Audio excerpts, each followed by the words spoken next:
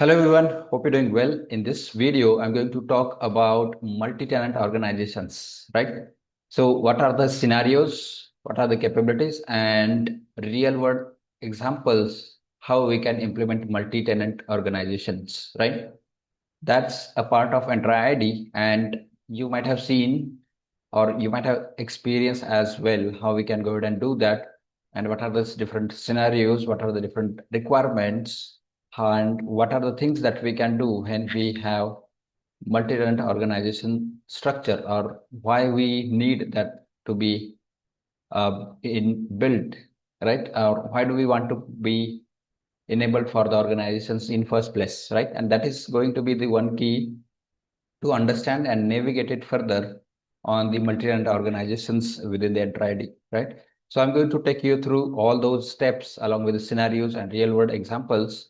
And also I'm going to show you few of the capabilities of multi-tenant organizations along with scenarios which would be helpful for you to understand when we should be able to do it, or basically what are those scenarios where we can go ahead and do the multi-tenant organizations, right? And what are the capabilities in terms of user synchronization, user capabilities, and what users can do and cannot do in those organizations, right? So let's dive into the presentation first, and I'll go ahead and show you how we can go ahead and create as well, right? So let's jump on. Let me share my screen quickly and we can start. All right. So you can see that I have PPT presentation here. Let me go on presentation mode. Seems it is not. Let me change it first. All right, I have enabled it here. So let me share the screen.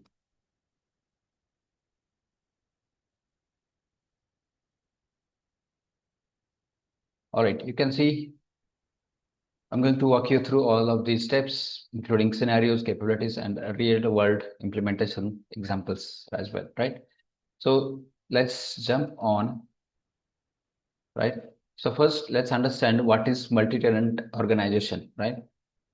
Now, multi-tenant organization occurs when there is an organization has more than one Entra tenants. But what are the reasons when that organization has more than one Entra tenants, or what are the requirements, why they wanted to go with, or do they have scenario or requirements they wanted to simply be create multi-tenants, because even that is also going to be costly, and to manage those tenants they have to have in-house team, or maybe they would need to take support from external partners or vendors who can help them and support in terms of keeping up and managing the security and everything together, right?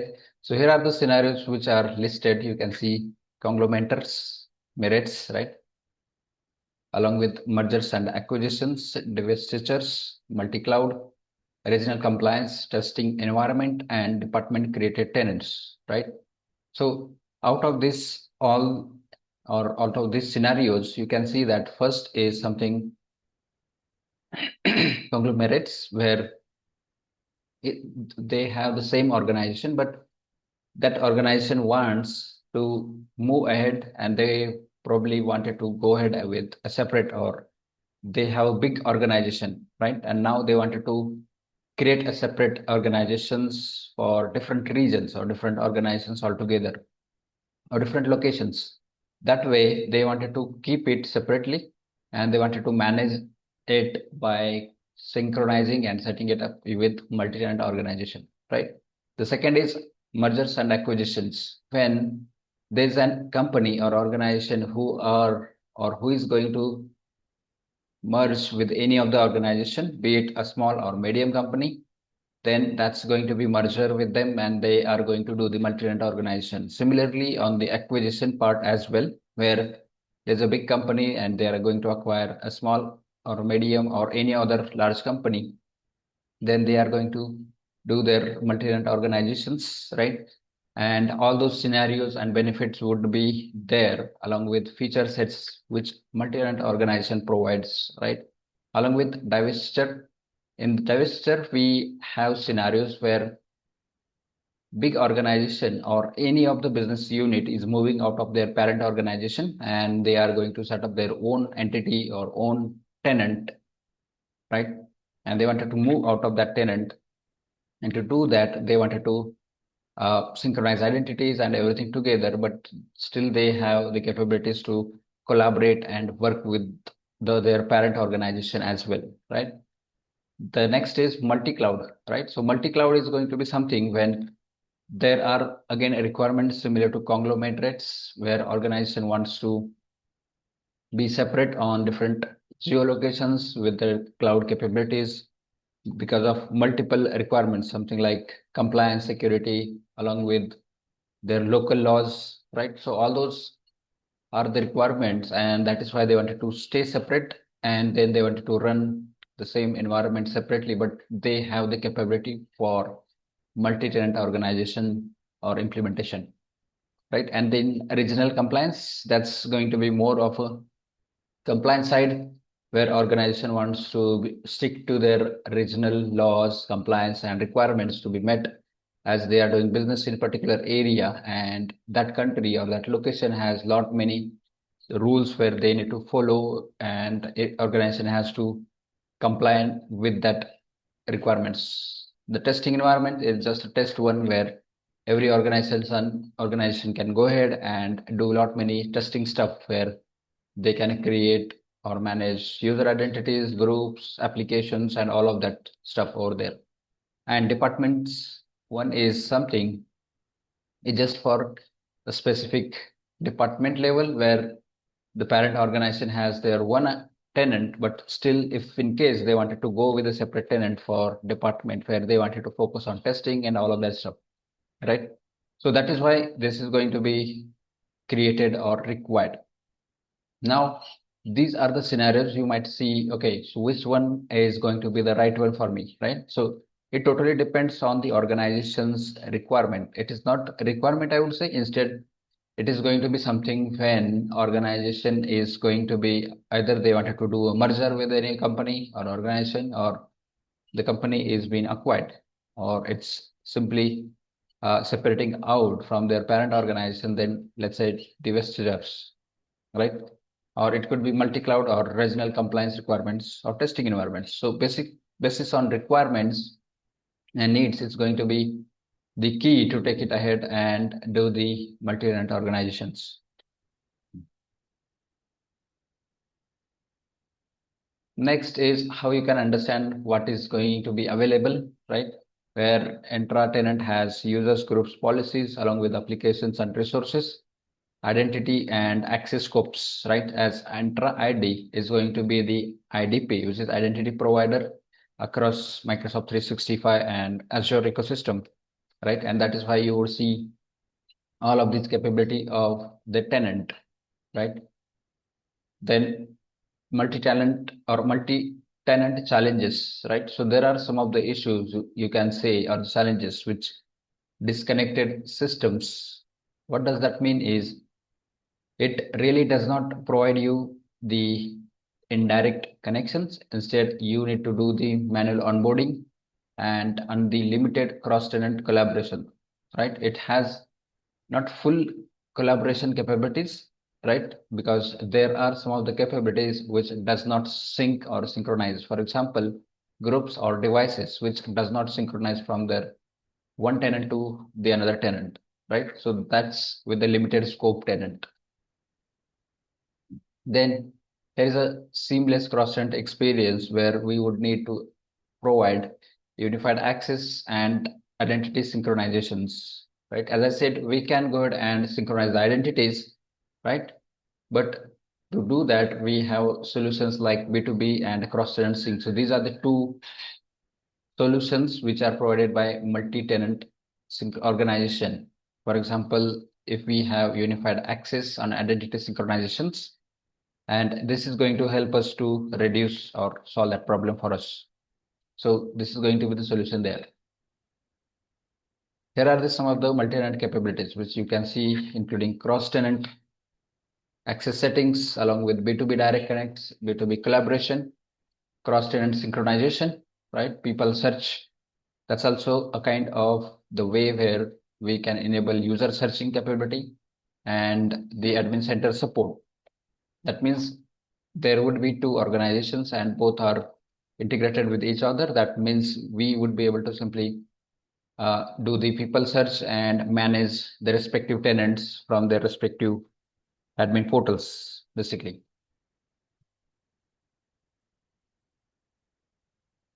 The cross-tenant access settings, right? So this is going to be something how tenants can interact and how we can enable scope to access and trust between both organizations, right? And for example, you can see here, there's a subsidiary organization called A, which accesses the subsidiary B's teams, right? Now, how that is going to happen? Because once we set up the cross-tenant organization, that means it is going to allow users to search people, and then it's going to be simply uh, make sure users are synchronizing and they would be able to search it, and then they can communicate over the teams and all other workloads wherever it is going to be synchronized. The basically, there is no need of user onboarding for B2B, right? So that's going to be bypassed and it's going to be directly allowed users to search and communicate. All right. So here you can see team shared channels use case where B2B direct connect, where is benefits, no direct replication, and it is constant only for teams. That means this is going to be on the direct level, but with the teams channel scope, right? And this way it is going to be provided access to make sure users can communicate and use it. And B2B collaboration where external users access to apps where it is kind of manual invite and consents, right? And for example, we wanted to invite someone outside on the project site or respective group where they can work and collaborate with internal people. So that way it is going to be provided and allowed. And on the cross-tenant synchronization, you can see automates user synchronization once it is enabled, right? And there is no need for users' prompts or consents to be granted. And this limitation which I talked about, which is something like does not synchronize groups and devices. So these are the two limitations where it does not synchronize all of that. And there are some more limitations, but I'm not going to cover all of that in this specific scenario or video. But yeah, definitely we have to go through that and then understand how it is going to help us and what are those limitations, and probably those could be an issue later. So here's the people search where we can simply people search across the tenants, and there is a property which is show in address list equal to true and user type equal to member. That means these are the two properties which should match. That means users should be able to search people from one tenant to another tenant, and that's going to happen, right? Then multi-tenant organizations basically is going to be the defining the boundaries across own tenants. For example, tenant A and tenant B, which improves the teams and user experience when people are using Viva. Viva is something employee collaboration platform, right?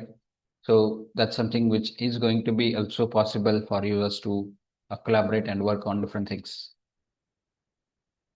And then accessibility of multi-tenant collaboration, where each tenant has their own collaboration setting between tenant A and B, which is obviously it's a GUI-based provisioning, ideal for small mid-sized organizations, and pre-configured B2B and sync settings that can also be done for indirect. Indirect means for those organizations which are external to those two multi-tenant organizations, basically. And here's the comparison of multi-tenant capabilities for table, right? So I would share another page and show you quickly over here. I think I have that one. All right, so it's here actually, and you can see that there are different features, including B2B direct connect, B2B collaboration, cross-tenant synchronization, or only or internal, and multi-tenant or internal, right? So you can see that including purpose, values, primary administrator workflows, along with the trust levels, effect on users and user types, right? So this way, there are so many features that we can go ahead and manage, and it's going to be helpful as well. So I would ask you to go ahead and go through it because it's a big list. If I have to cover, then that's going to be very longer one.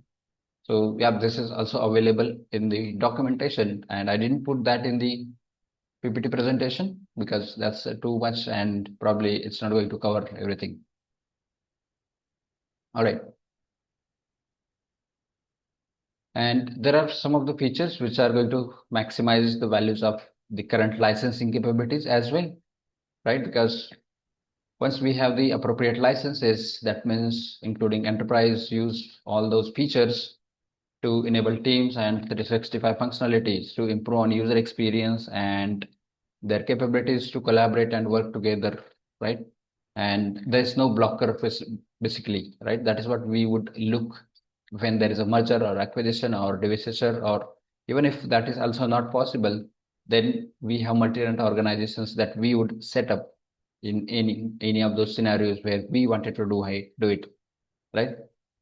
And here are the some of the real world scenarios that I have put together, including, let's say, a global organization with 5 different regions. They have, or they wanted to go ahead and create multi-tenant organizations. They are going to synchronize users, enable teams, shared channels, and there are many other scenarios or examples that we can cover up under real world examples, right?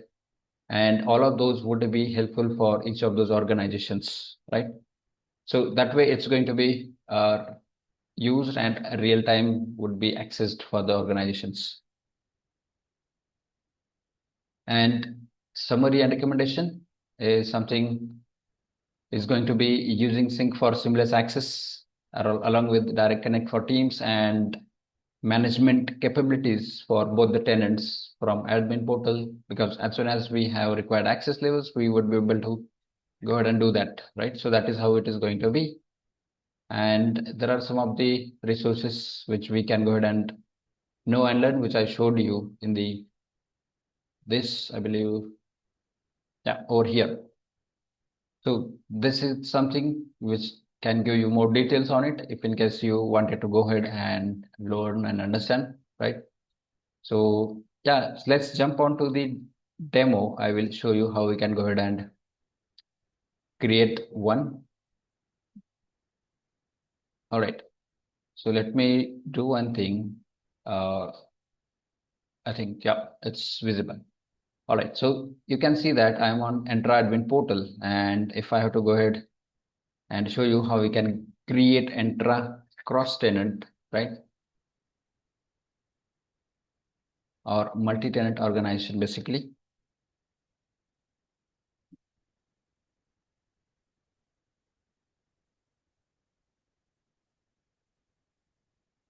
So you can see all those scenarios are here,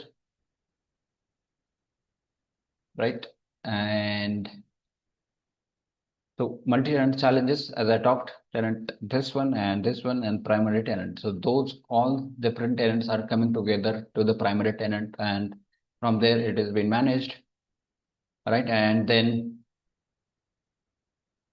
there are the following multi-tenant capabilities supports the needs of multi-tenant, where we have tenant cross-tenant settings, B2B direct, all of these are the covered under this one, right? And you can see people search multi-tenant organization, right? And here is the setting that is going to be really allowed us to make that change from outbound access setting and inbound access setting. So this is users home enter tenant and a resource enter tenant. Then along with Brown, B2B collaboration, B2B direct connects. And to do that, we can simply go ahead and configure cross-tenant synchronization, right? So from here, we can simply create one. I think I have already created one of those before. Yep, I have created one, which is Controls for Pro. I just given a name, and what you can see, once I click on it, there are different settings for us to go ahead and configure it, right? So let's say I have to start it, and currently it's manual provisioning. We can set it to automatic, and this is the policy, which is a cross-tenant synchronization policy. Then we need to give it a tenant ID. And then there is a setting as well, which we can configure for email notifications and prevent accidental deletion as well, right? So let's jump back to the page, and you can see we can add users and groups, whichever we wanted to add in this requirements, or where we wanted to scope those users to be provisioned from A tenant to the B tenant, right? And then there's a provisioning option as well, which I showed you, right? Which is a manual by default, but we can set it to automatic and provide the tenant ID and make that test connection. So once the connection is tested, we are good to go ahead and save these settings. And then we would see some of the audit logs and provisioning logs and insights of this as well, right? So this is going to be pretty straightforward in that case. And if I have to go ahead and create a brand new one, I would simply give it a name, something like Tech Inc. So I'm just giving some random name over here, right? And you can see that there's one more tick box or tick mark, which is in preview currently, which is set up cross-tenant synchronization across Microsoft clouds. What does this mean is that we can go ahead and set up the tenant or configurations with GCC and government clouds as well, right? So this way, it is going to allow us to do that for the whole tenant, right? Just a minute, let me connect to Azure.